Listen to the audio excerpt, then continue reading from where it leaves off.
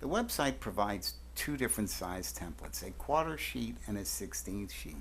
And of course what I'm talking about is a standard piece of watercolor paper, which is 22 by 30 inches. If you quarter that, you get a quarter sheet. And if you quarter that, you get a 1/16 sheet.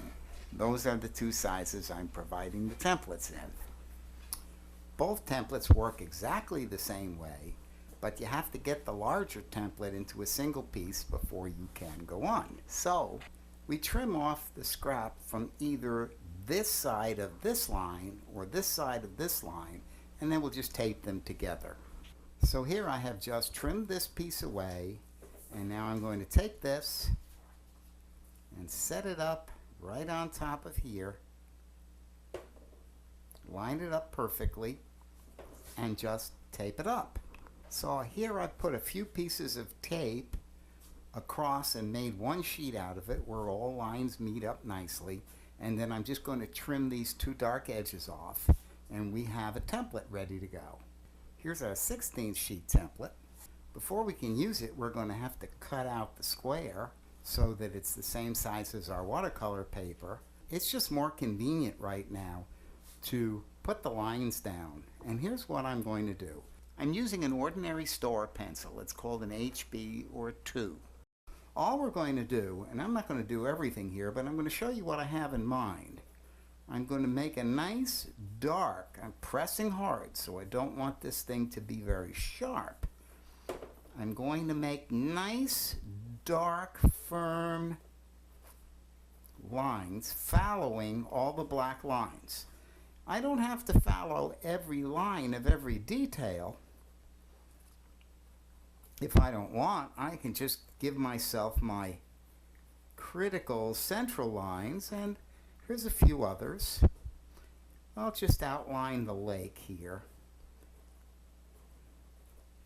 And you'll see how that gets used. The center of the tree here and this long mountain here will be enough to show you how to use the template.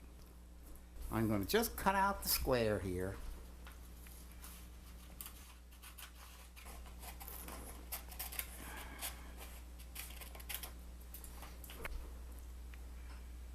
Like this.